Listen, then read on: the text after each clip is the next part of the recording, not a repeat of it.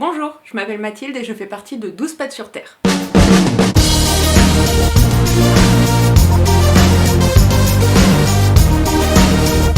Si vous nous suivez sur notre page Facebook, vous savez que d'ici quelques mois, avec Céline et nos deux chiens, nous allons partir faire un tour d'Europe en camion aménagé. Ce voyage sera l'occasion pour chacune de nous de développer une thématique. Céline vous a présenté la semaine dernière la sienne, donc c'est voyager avec son chien. Elle nous décrira comme ça les avantages et les inconvénients. Il y aura plus d'avantages que d'inconvénients, je suis sûre. Et pour ma part, en fait, j'ai une fibromyalgie. Et donc je voudrais parler de cette pathologie au cours du voyage, donc savoir comment je me sens, etc. Mais j'ai bien conscience que tout le monde ne sait pas ce qu'est une fibromyalgie. Alors je tiens juste à préciser que je vais parler de ma fibromyalgie. Ça ne correspond pas forcément à ce que les autres vivent en tant que fibromyalgiques, mais on a quand même quelques points communs, notamment au niveau des symptômes. Commençons par une définition. Alors déjà ça commence avec difficulté, parce que le seul dictionnaire papier qui me reste c'est un Larousse de 1994. Le mot fibromyalgie n'est pas dedans. J'ai fait une petite recherche sur un moteur de recherche pour qu'il me sorte tous des dictionnaires. Et sur les 9 top réponses de dictionnaires, il n'y en a que 3 qui connaissaient le terme fibromyalgie. Et sur les 3, il y en a un qui dit que c'est synonyme de spasmophilie. Et ça n'a rien à voir. Donc pour les deux autres, la définition est assez similaire. Alors on a syndrome d'origine inconnue, touchant surtout les femmes. Bah oui, on a du bol, hein, comme ça c'est réglé. Qui se caractérise principalement par des douleurs musculaires, une fatigue persistante et des troubles du sommeil. Ça donne envie, hein, déjà comme ça. Après c'est assez logique, en résumé, on a mal et on est fatigué. Parce qu'on dort mal, parce qu'on a mal et qu'on est fatigué. Étymologiquement, ils nous ont gâtés. On a fibro, d'abord, qui vient du latin et qui veut dire tissu fibreux. On a myo, qui correspond au muscle, en grec, et algie, qui veut dire ça fait mal. Donc en gros, même pour le terme, ils n'ont pas réussi à se mettre d'accord sur une langue. Ils ont été obligés de prendre 2 langues, mortes en plus. En ce qui concerne ma fibromyalgie, elle me provoque 4 types de douleurs. La plus fréquente, c'est ce que j'appelle le béton à prise rapide.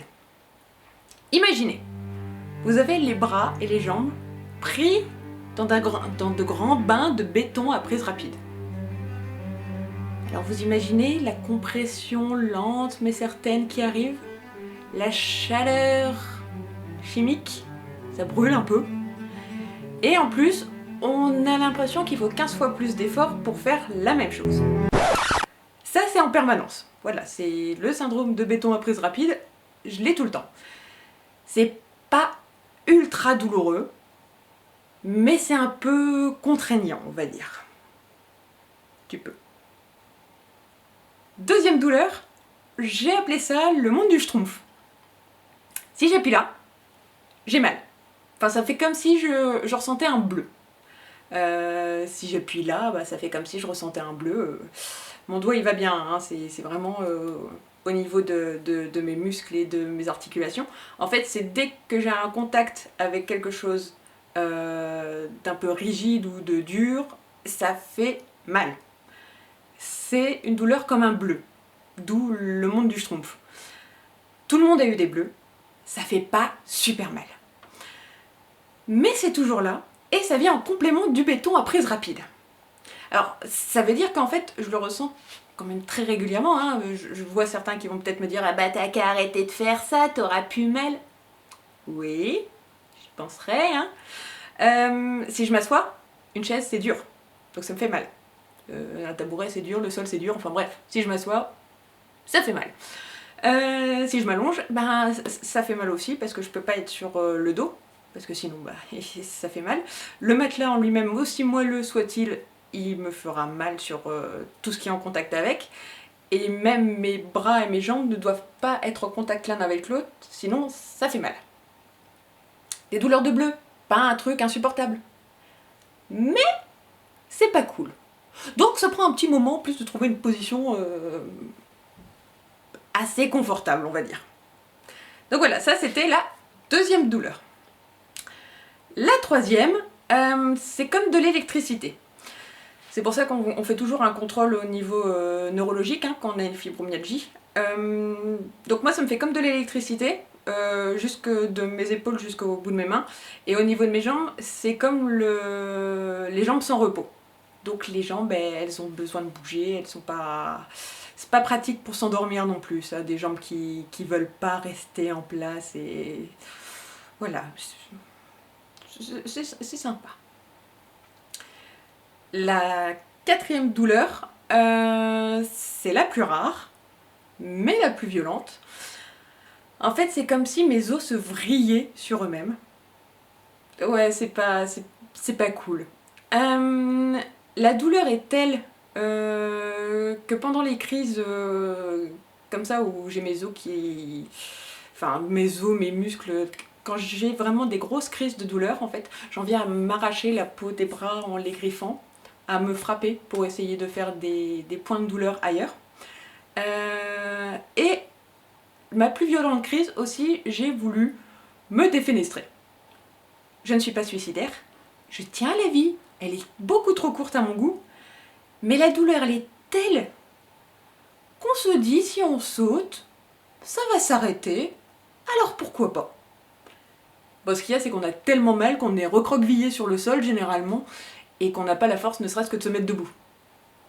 C'est bien foutu quand même, hein, ça évite de se foutre en l'air pour un petit moment passager de douleur. On dit que la fibromyalgie n'est pas une maladie évolutive. Moi je veux bien. N'empêche qu'il y a des trucs que je faisais il y a 3-4 ans que je peux plus faire maintenant. Par exemple, en fait, quand on voit qu'actuellement, pour faire le plein de ma voiture, le pistolet, je suis obligée de changer de main à la moitié du réservoir parce que j'ai mal.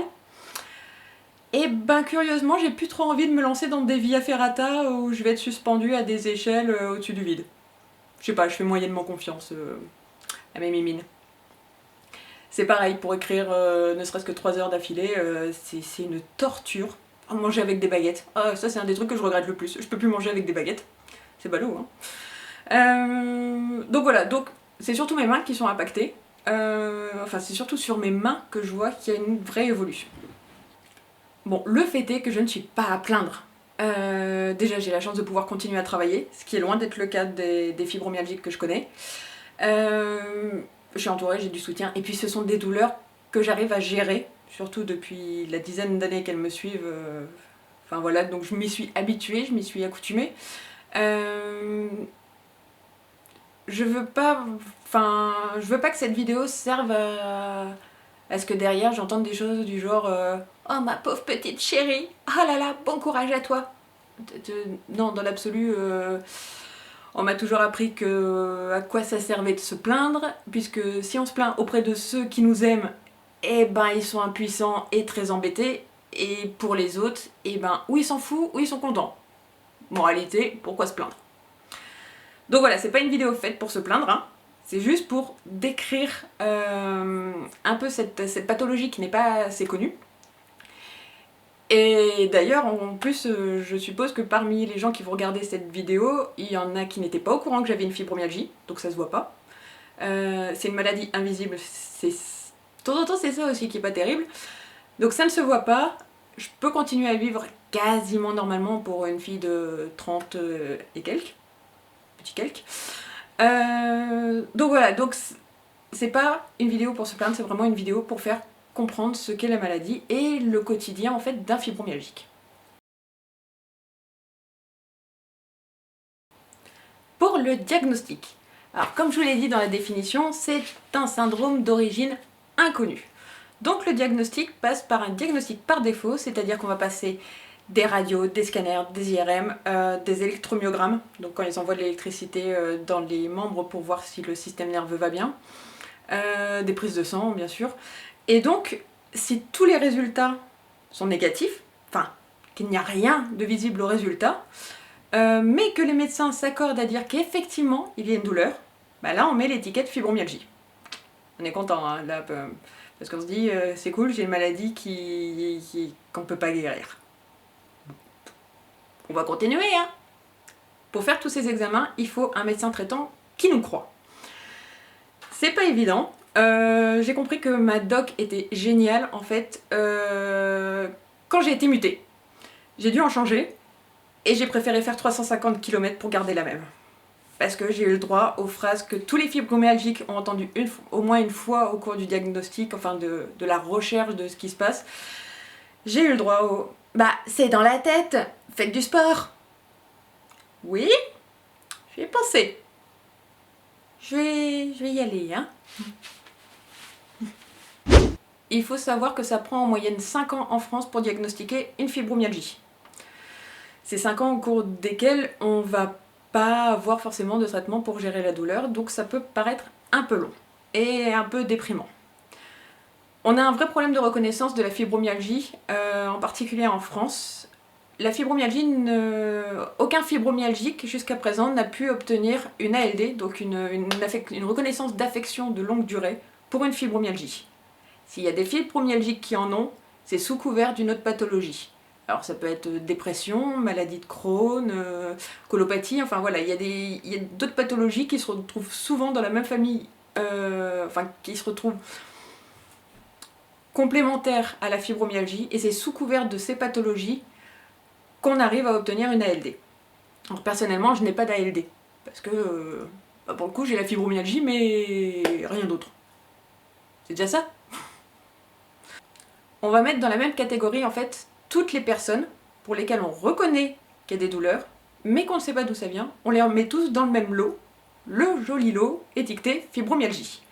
Si ça se trouve, vu qu'on ne sait pas d'où ça vient, un de ces quatre, on va découvrir, je sais pas, un problème quelque part, et on va pouvoir éliminer une partie de ceux qu'on a étiquetés comme fibromyalgiques pour leur dire bah non, en fait, vous avez ça, voilà le traitement, vous êtes guéri.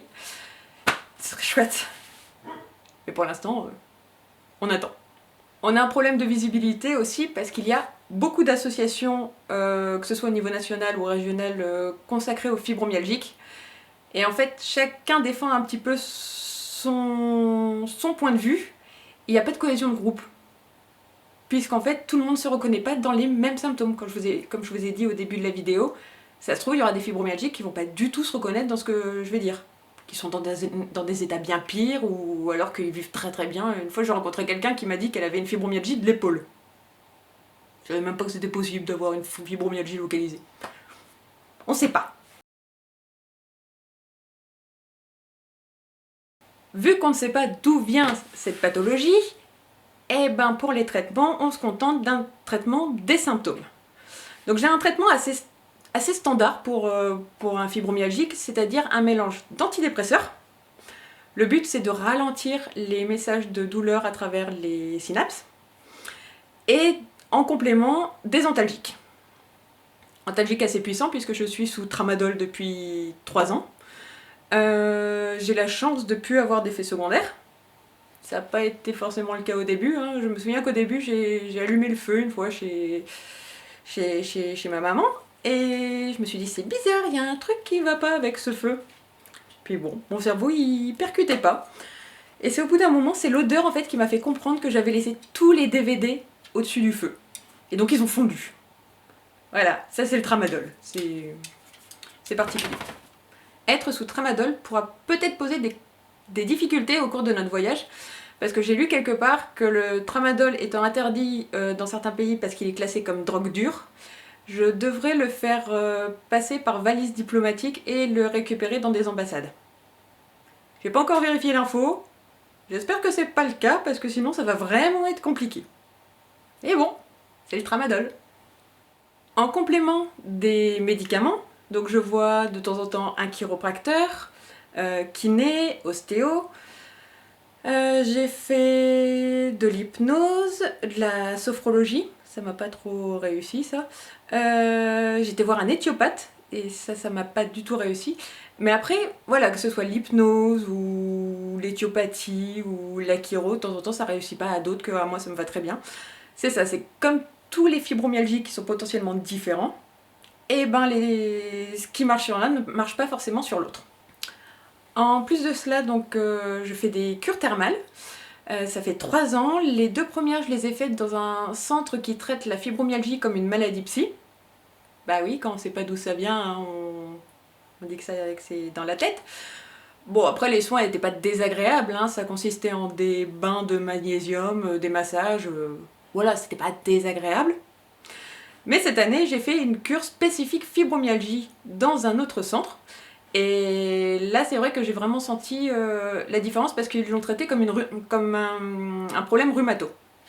Donc on avait des bains chargés avec du soufre, du magnésium, comme de l'autre côté, des douches au Karcher, des activités adaptées, de la gymnastique en piscine.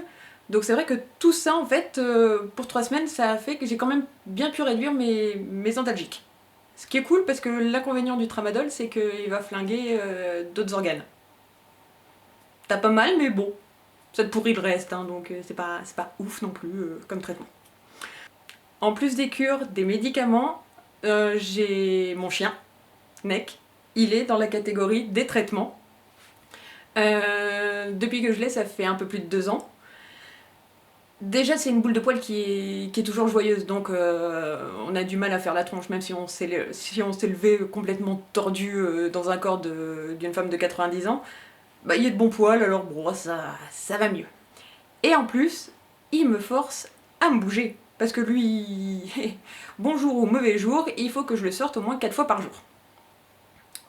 Donc, l'avantage d'avoir un chien, c'est que contrairement à d'autres fibromyalgiques qui vont rester chez eux à cause de la douleur, et ça va empirer le truc parce qu'au moins on bouge, plus on aura mal, Neck me force à monter, descendre des escaliers, aller dans le parc, faire un tour, ne serait-ce que 10 minutes, mais 4 fois 10 minutes par jour. Donc voilà, donc mon chien en fait est un super traitement sans conséquences en plus. Apparemment c'est même bon pour le cœur d'avoir un chien, donc wouhou. Enfin, la dernière chose qui m'aide avec gérer ma fibromyalgie et gérer surtout mes crises de douleur, ce sont les jeux vidéo. Je sais, ça peut paraître bizarre, mais en fait j'ai lu une étude qui disait que dans les services de grands brûlés, ils utilisaient les casques de réalité virtuelle et que le cerveau a tellement d'informations à traiter avec la réalité virtuelle que le message de douleur passe en second plan. Je me suis dit, bah tiens, on va essayer pendant une de mes crises. Et le fait est que la crise est plus gérable. Alors c'est pas qu'on a plus mal, mais si vous êtes gamer, vous le savez aussi, on a un peu tendance à tout oublier quand on joue. De temps en temps, on oublie même de se nourrir. Ça c'est bête. Tant qu'on nourrit le chien, c'est le principal. Alors j'étais gameuse avant, hein, ça m'a arrangé, j'ai même un kiné qui m'avait adapté tous mes exercices d'étirement et tout ça pour les faire devant la console. Donc j'avais pas d'excuses pour pas les faire. Ce qui me permet, arrivé à la trentaine, à pouvoir encore faire quand même pas mal de choses pour une fibromyalgique. En conclusion, comme vous vous en êtes peut-être rendu compte, ce voyage en fait c'est un défi que je me lance. Je veux réussir à prouver qu'on n'est pas condamné à rester, j'essaye surtout de me le prouver à moi-même, même si on a une pathologie qui nous ralentit. Il y aura des jours avec, des jours sans, le moins possible j'espère, et donc je ferai un petit compte rendu au fur et à mesure pour savoir comment ça se passe et s'il y a des environnements plus ou moins favorables à la gestion de la douleur. N'hésitez pas à nous suivre donc sur les réseaux sociaux, que ce soit sur notre page Facebook, il y a un compte Instagram aussi, enfin il va y avoir plein de petites choses et donc tout ça va s'étoffer jusqu'au départ, où au départ vraiment tout sera actif et on vous tiendra au courant sur notre page Facebook. Voilà, j'espère que ça aura été moins soporifique qu'un grand texte et puis prenez soin de vous.